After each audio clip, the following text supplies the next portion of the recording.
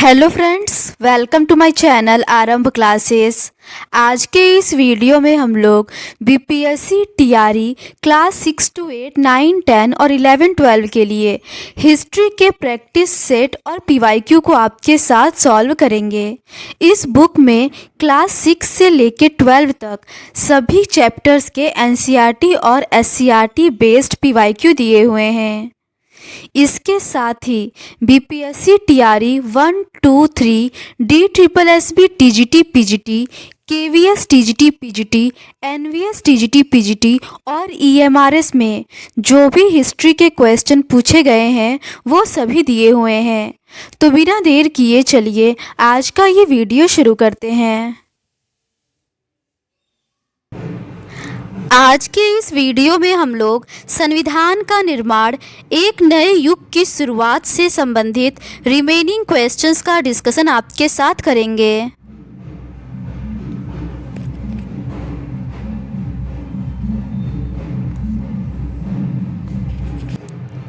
Question 40 तक का discussion हम लोगों ने इस सीरीज़ के प्रीवियस पार्ट में कर लिया है।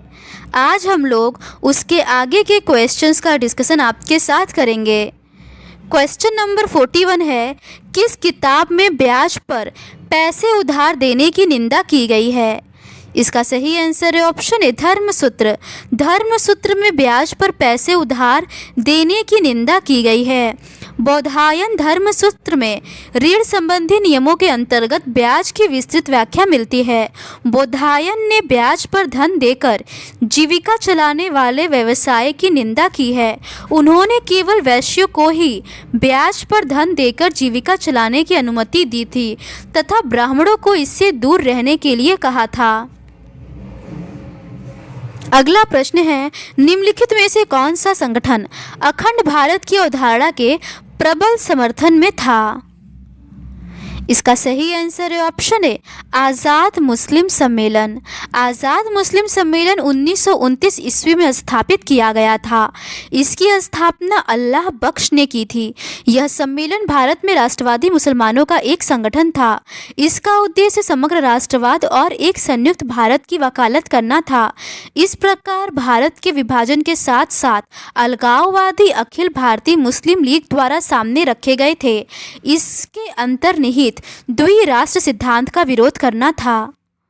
अगला प्रश्न है, एक दिलचस्प प्रकरण जो गैर भारतीय उद्यमों में काम कर रहे श्रमिकों के प्रति भारतीय राष्ट्रीय नेतृत्व के दृष्टिकोण को प्रकाशित करता है, जीआईपी रेलवे पर 1899 में हुआ था। निम्नलिखित में से कौन सा कथन सही नहीं है? इसका सही आंसर है ऑप्शन सी प्रमुख राष्ट्रीय समाचार पत्र अमृत बाजार पत्रिका ने हड़ताल का गर्मजोशी से समर्थन किया। ये सही नहीं है। रेलवे के 800 से अधिक सिग्नलर हड़ताल पर गए। भारतीय मजदूर वर्ग के किसी भी वर्ग द्वारा यह पहली संगठित हड़ताल थी। हड़ताल 2 साल के लंबे आंदोलन और मांगों के एक चार्टर और एक अल्टीमेटम की प्रस्तुति से पहले हुई थी। ये सही है। जीआईपी रेलवे पर 1899 में हुए प्रकरण में रेलवे के 800 से अधिक सिग्नलर हड़ताल पर गए। भारतीय मजदूर वर्ग के किसी भी संगठन द्वारा यह पहली हड़ताल थी। प्रमुख राष्ट्रीय समाचार पत्र अमृत बाजार पत्रिका ने हड़ताल का समर्थन नहीं किया था। यह हड़ताल 2 साल के लंबे आंदोलन और मांगों के प्रस्तुतिकरण के पहले हुई थी। यह हड़ताल मजदूरी, काम के घंटे, काम की स्थिति आदि के संदर्भ में था। मराठा और केसरी जैसे समाचार पत्रों ने इसका समर्थन किया था। अगला प्रश्न है, 1874 से भारत के राज्य सचिव और 1886 से 1892 तक प्रधानमंत्री कौन रहे थे? इसका सही आंसर है option C Lord Salisbury. Lord Salisbury England के कंजर्वेटिव सरकार के अंतर्गत भारत के राज्य सचिव के रूप में कार्य किया। इसने 1874 ईस्वी में डिज़रायली के अंतर्गत भारतीय राज्य सचिव के रूप में वापस लौटे और 1878 ईस्वी में विदेश सचिव के रूप में कार्य किया। उन्होंने 1886 और 1892 तक आयरिश होम रूल पर उदारवादियों और एक उदार अल्पसंख्यक सरकार को छोड़कर सेवा करने के लिए 1886 से 1892 ईस्वी तक प्रधानमंत्री के रूप में कार्य किया। अगला प्रश्न है, तीन शक्तियों के तेहरान सम्मेलन घोषणा किस कालावधि में की गई थी? इसका सही आंसर है ऑप्शन बी 1943 दिसंबर। तीन शक्तियों यूएस, ब्रिटेन और सोवियत संघ के सम्मेलन की घोषणा 1 दिसंबर 1943 को ईरान की राजधानी तेहरान में बुलाया गया। इस सम्मेलन का महत्व इसलिए अधिक था क्योंकि इसमें महाशक्तियों ने एक साथ हिस्सा लिया था। इस सम्मेलन में अमेरिका के राष्ट्रपति रूजवेल्ट, रूस के प्रधानमंत्री जोसेफ स्टॉलिन तथा ब्रिटेन के प्रधानमंत्री चर्चिल ने हिस्सा लिया था। 1 दिसंबर 1943 को तेहरान सम्मेलन घोषणा पत्र पर अमेरिका, ब्रिटेन व रूस तीनों देशों के राज्याध्यक्षों ने हस्ताक्षर किया था। अगला प्रश्न है, संयुक्त राष्ट्र प्रणाली संस्था में किस श्रेणी के तहत शांति बहाली संचालन और मिशन आते हैं? इसका सही आंसर है ऑप्शन डी सहायक निकाय। संयुक्त राष्ट्र प्रणाली संस्था ने पिछले 10 दशकों में विश्व में संकटग्रस्त स्थलों पर सहायक निकाय भेजकर शांति स्थापित करने में सक्षम रहा है, जिससे कई देशों को संघर्ष से उबरने में सहायता प्राप्त हुई है। अगला प्रश्न है, संयुक्त राष्ट्र महासचिव ने नामीबिया की स्वतंत्रता पर बातचीत की। इसका सही आंसर है option C Javier Perez de Cuellar. संयुक्त राष्ट्र महासचिव जेवियर पेरिस द कुयार ने नामीबिया की स्वतंत्रता या आज़ादी की बातचीत की और फॉकलैंड युद्ध के बाद ब्रिटेन और अर्जेंटीना के बीच मध्यस्थता की थी। अगला प्रश्न है, किसने इराक में अमेरिकी नेतृत्व वाले आक्रमण को अवैध अधिनियम घोषित किया था? इसका सही आंसर है option A coffee A Annan. Coffee A Annan ने अमेरिकी नेतृत्व में इराक पर हुए आक्रमण को अवैध घोषित कर दिया और 2005 में मानव अधिकार परिषद और शांति संस्थापक आयोग की स्थापना की। इन्हें 2021 में शांति का नोबेल पुरस्कार प्रदान किया गया था। अगला प्रश्न है, त्रिनिदाद में वार्षिक मुहर्रम जुलूस को डैश नामक एक दंगात्मक कार्निवल में बदल दिया गया था, जिसमें सभी नस्लों और धर्मों के मजदूर शामिल हो गए थे। इसका सही आंसर है ऑप्शन ए होसे। त्रिनिदाद में वार्षिक मुहर्रम जुलूस को होसे नामक एक दंगाई कार्निवल में तब्दील हो गया, जिसमें सभी जाति और धर्मों के कार्यकर्ता शामिल हो गए थे। यह तब हुआ जब अनुबंधित श्रमिकों ने अलग अलग सांस्कृतिक रूपों का मिश्रण करते हुए व्यक्तिगत और सामूहिक आत्म अभिव्यक्ति के लिए नए रूपों को विकसित किया। अगला प्रश्न है, निम्नलिखित में से किसने प्रथम विश्व युद्ध के बाद राष्ट्रसंघ गठित करने का प्रस्ताव प्रस्तुत किया था? इसका सही आंसर है ऑप्शन ए विल्सन। प्रथम विश्व युद्ध के विनाशकारी परिणामों को देखते हुए अंतर्राष्ट्रीय शांति एवं राष्ट्रों की सुरक्षा के मद्देनज़र अमेरिकी राष्ट्रपति वुडरो विल्सन के प्रस्ताव पर 10 जनवरी 1920 को राष्ट्रसंघ की स्थापना की गई।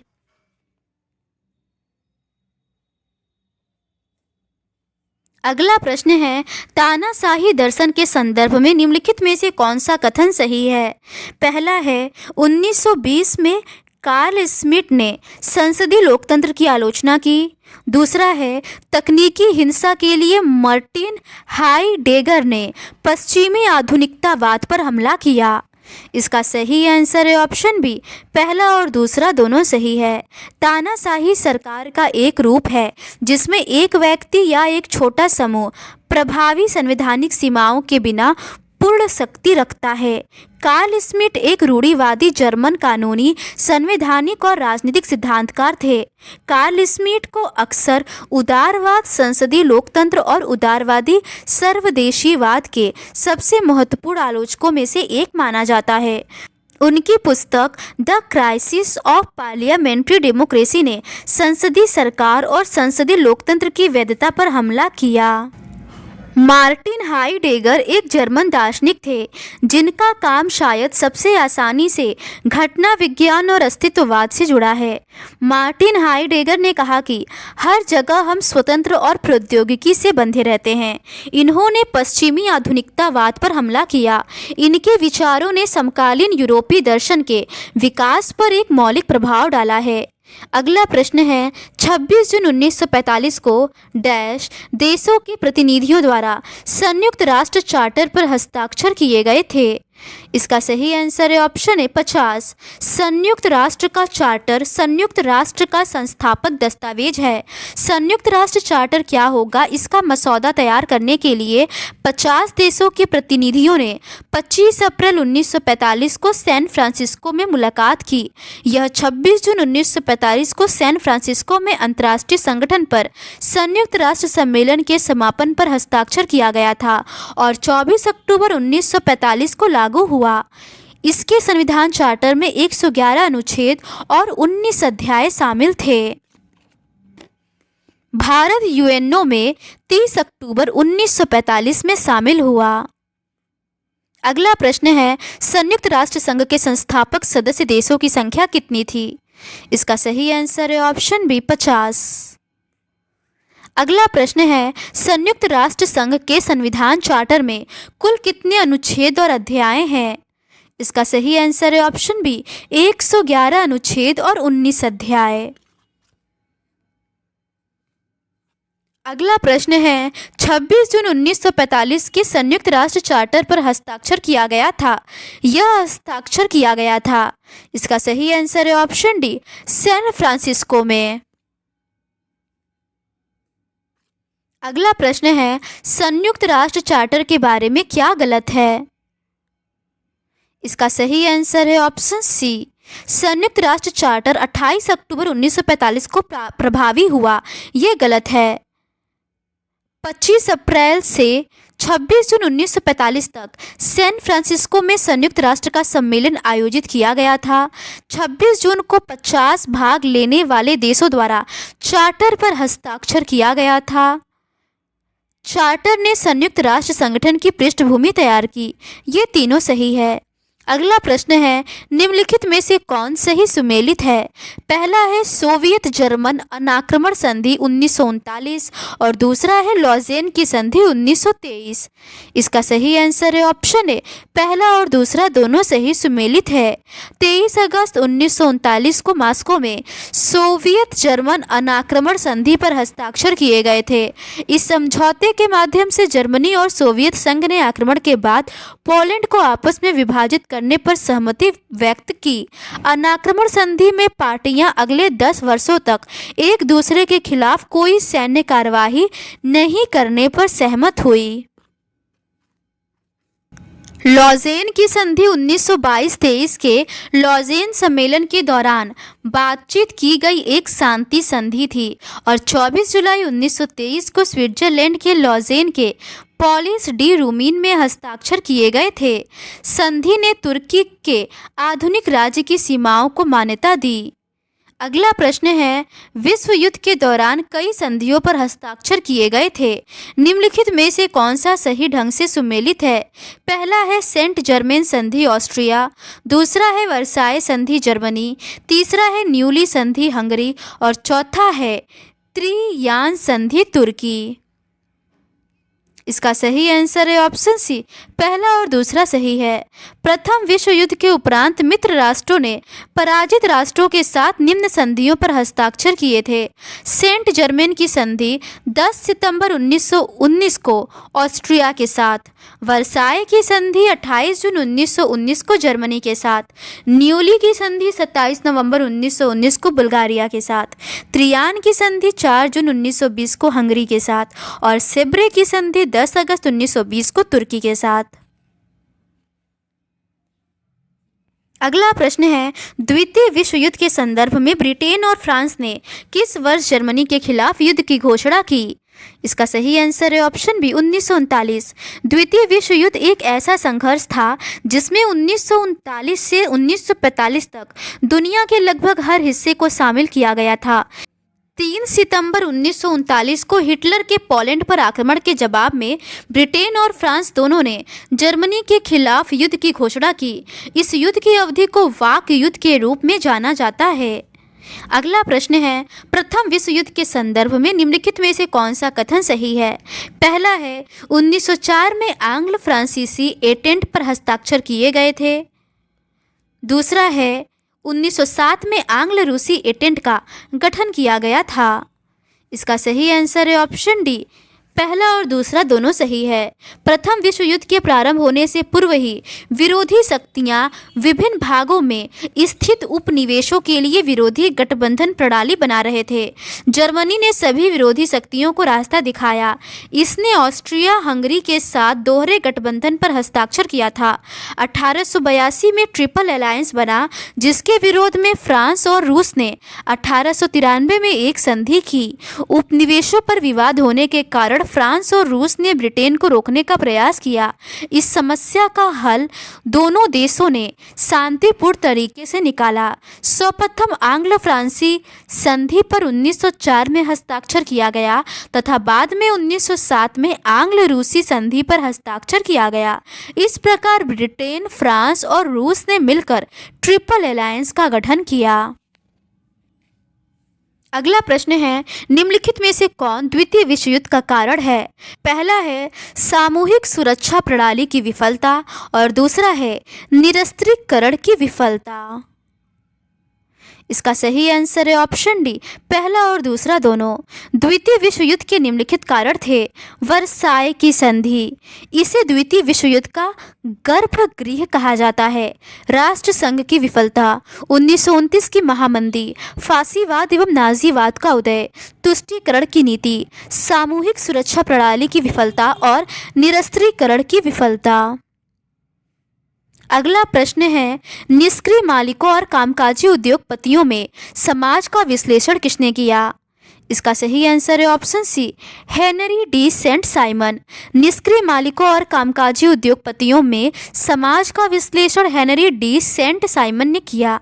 अगला प्रश्न है, रोम बर्लिन टोक्यो एक्सिस के संदर्भ में निम्नलिखित में से कौन सा कथन सही नहीं है? पहला है, रोम बर्लिन टोक्यो एक्सिस फासीवाद विचारधारा में विश्वास करते थे। दूसरा है, वे युद्ध की विचारधारा के खिलाफ थे और विश्व शांति स्थापित करने में विश्वास करते थे। इसका सही आंसर है ऑप्शन सी, केवल दूसरा।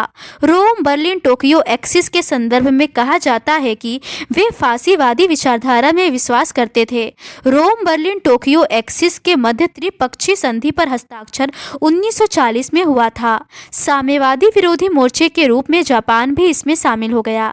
जापान को विश्वास हो गया था कि पश्चिमी देश इतने दुर्बल थे कि वह अपना उद्देश्य सरलता से पूरा कर सकता था। इस प्रकार रोम बर्लिन टोक्यो एक्सिस युद्ध की विचारधारा के खिलाफ थे और विश्व शांति स्थापित करने में विश्वास करते थे। कथन सही नहीं है।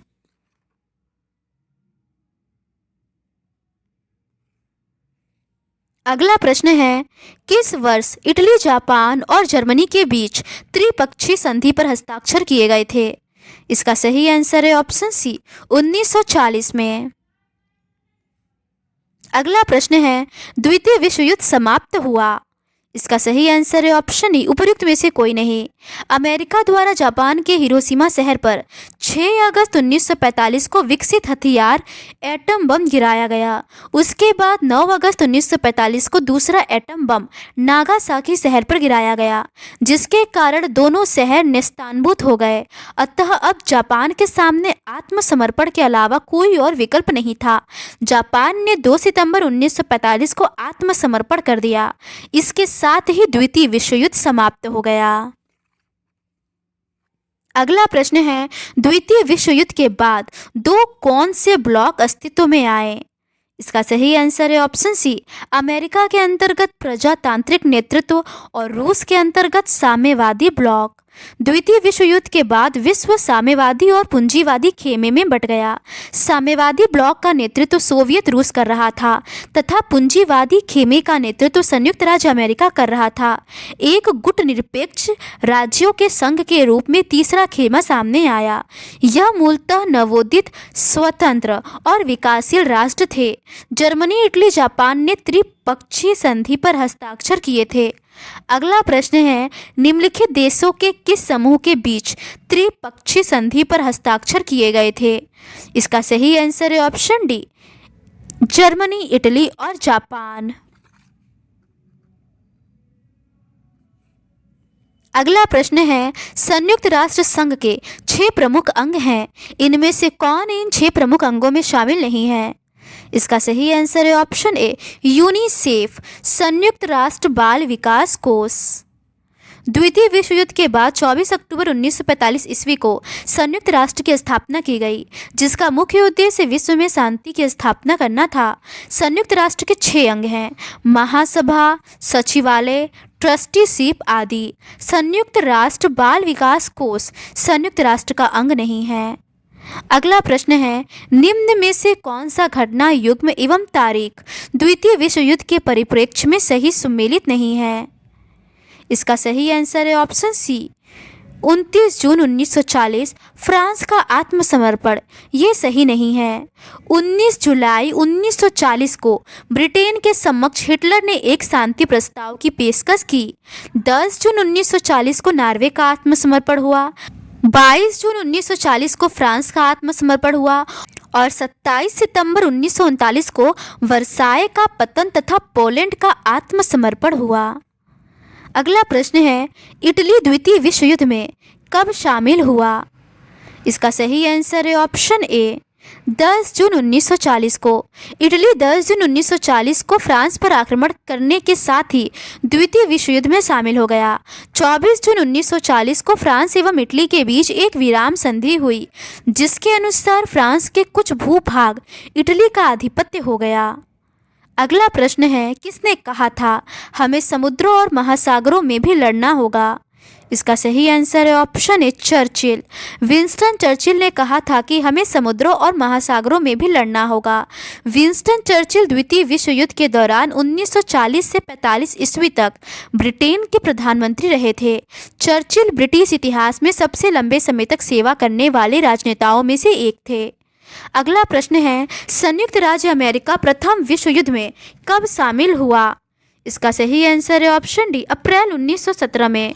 सेराजेवो हत्याकांड के बाद प्रथम विश्व युद्ध 1914 ईस्वी में शुरू हुआ, जो 1918 ईस्वी तक चला। संयुक्त राज्य अमेरिका प्रथम विश्व युद्ध में अप्रैल 1917 में शामिल हुआ। युद्ध के बाद 1919 ईस्वी में पेरिस समझौते के माध्यम से शांति की स्थापना की गई। अगला प्रश्न है, द्वितीय विश्व युद्ध में नवंबर 1941 में अमेरिका में प्रवेश का मुख्य कारण था? इसका सही आंसर है ऑप्शन ई, उपर्युक्त में से कोई नहीं। 7 दिसंबर 1941 ईस्वी को युद्ध की घोषणा किए बिना जापान ने अचानक प्रशांत महासागर में हवाई द्वीप समूह में स्थित अमेरिकी सैन्य ठिकाने पर्ल हार्बर पर हवाई जहाज़ों तथा पनडुब्बियों से आक्रमण करके अमेरिका का बहुत बड़ा भाग नष्ट कर दिया।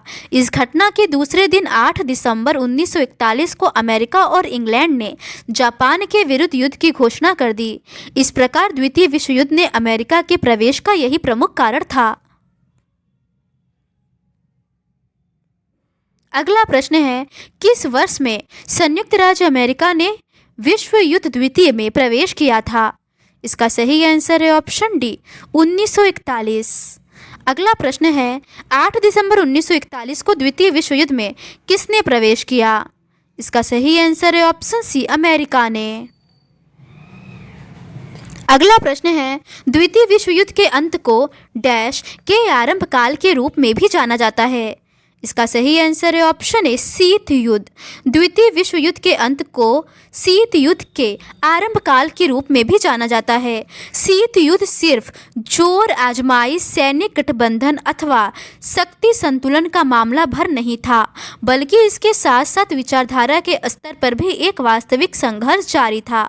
पश्चिमी देश के गठबंधन का अगुवा अमेरिका था। यह गुट उदारवादी लोकतंत्र व पूंजीवाद का समर्थक था। पूर्वी देशों के गठबंधन का अगुवा सोवियत संघ था। इस गुट की प्रतिबद्धता समाजवाद व साम्यवाद के लिए था।